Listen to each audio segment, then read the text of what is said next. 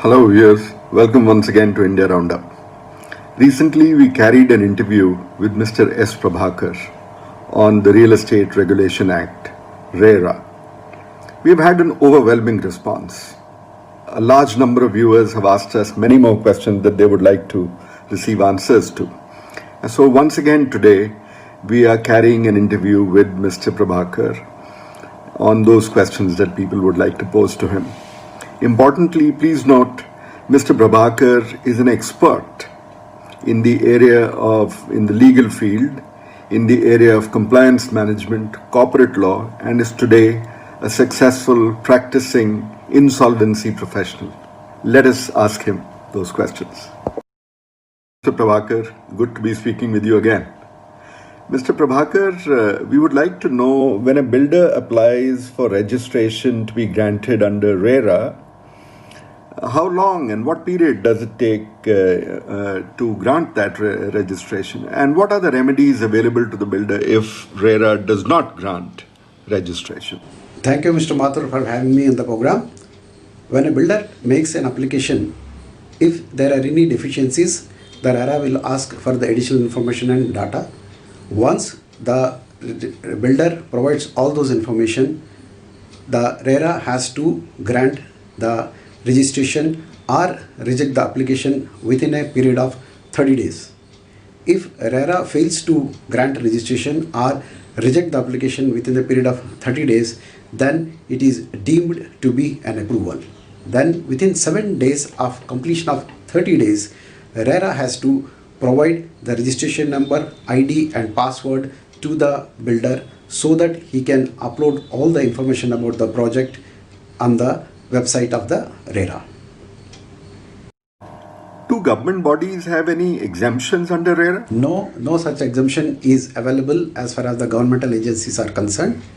All the projects which are being developed by governmental bodies, societies or other agencies which are controlled by any government or state government or central government or any other agency of the government, then that agencies or authorities will be treated to be the promoter as far as RERA is concerned, and they are under obligation to get the project registered and do all compliances as per RERA and RERA regulations.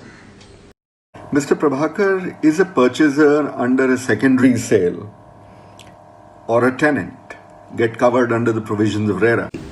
Many times it so happens that the original allottee may sell his allotment to somebody else, and the subsequent purchaser for consideration who gets it transferred in his name with the permission of the builder will be treated as an allottee and is entitled for all the rights under RERA. But a tenant or a lessee under any agreement of tenancy or lease agreement will not be treated as allottee and will not be entitled for any rights under RERA. So we generally see around us joint ventures wherein landowners give development rights to developers, to builders. In this scenario, will the landowner also be held responsible under RERA provision? Many times it so happens that the landowners enter into joint venture agreement or collaboration agreements with the builders and give the rights to develop, market, sell the project. In such a scenario, the landowners, the developers, the people who hold power of attorney, the people who hold the right to sell and market the project, all will be treated as promoters and all will be severally responsible for the compliances of the provisions of RERA.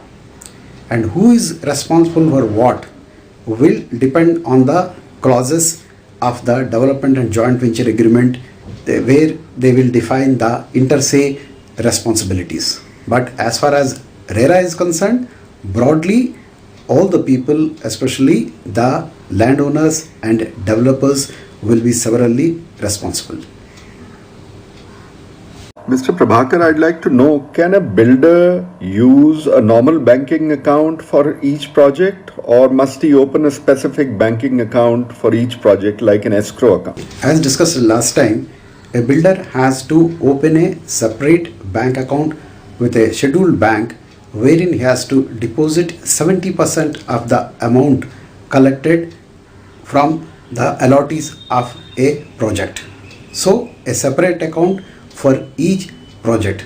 But having said that, it's only a separate bank account, not a separate escrow account.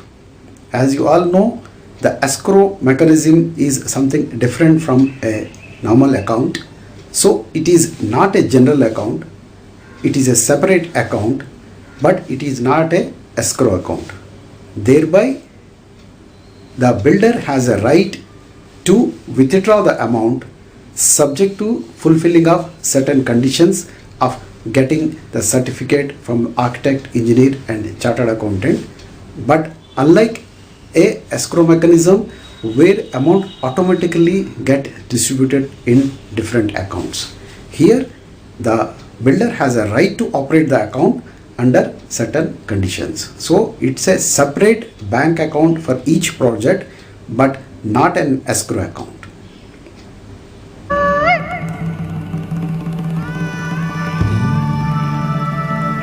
The most fascinating water world on earth, the Great Backwaters, Kerala.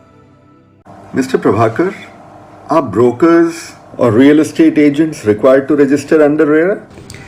Prior to RERA, the brokers or the estate agents also is to make the life of the purchasers miserable, and they is to contribute in making false promises and tall claims about the projects, and they were not responsible to anybody under any law. RERA has addressed this issue, and for the first time they made registration of the brokers and real estate agents mandatory.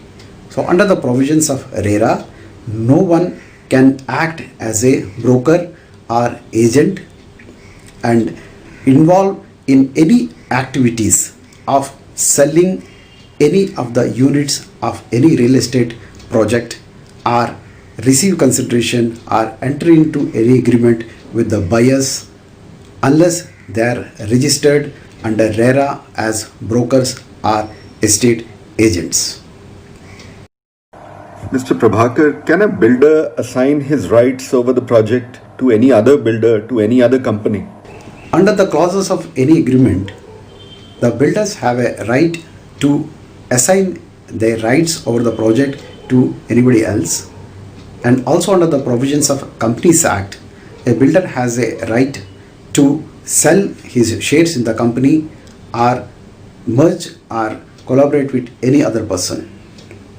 This is to create a lot of problem for the flat buyers, because you book a flat in the project thinking that a ex developer will be developing, but subsequently he sells off and some other builder walks in with whom you may not be comfortable. This issue has been addressed very well by RERA.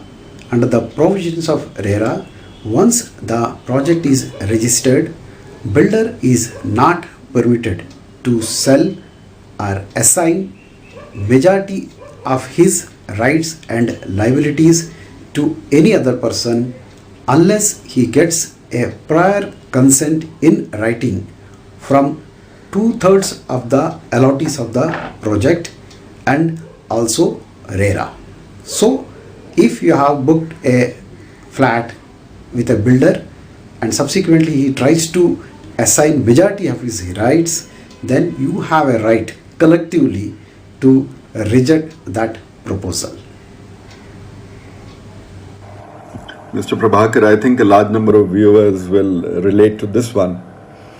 Can a builder sell open car parking lots in a project? No, it is absolutely not permitted. Builder cannot sell open parking lots. Common areas belong to the flat buyers, and the association of the flat buyers or the owners of the common areas. So, builder is not permitted under the provisions of RERA to sell the open car parkings. But we generally see in the societies that cars are parked open because the sufficient car parking places are not available under the basement.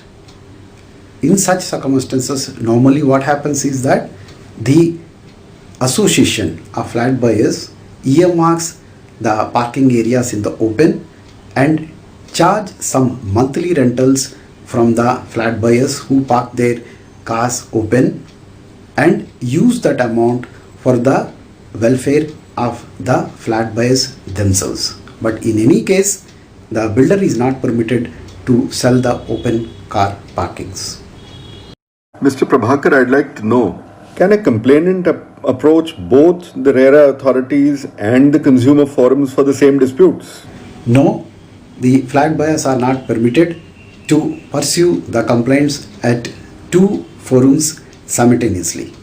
Under the provisions of RERA, whenever you are making a complaint with RERA, you have to give an undertaking that you have not lodged any complaint with the consumer forum, or if you have lodged it, it has been withdrawn before making an application under RERA.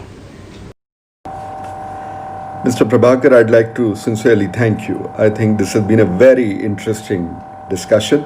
We have learnt a great deal from your experience. Many thanks. Thank you very much, Mr. Mathur and your team, for having me in this program. I hope the viewers will find this useful to them. Goodbye.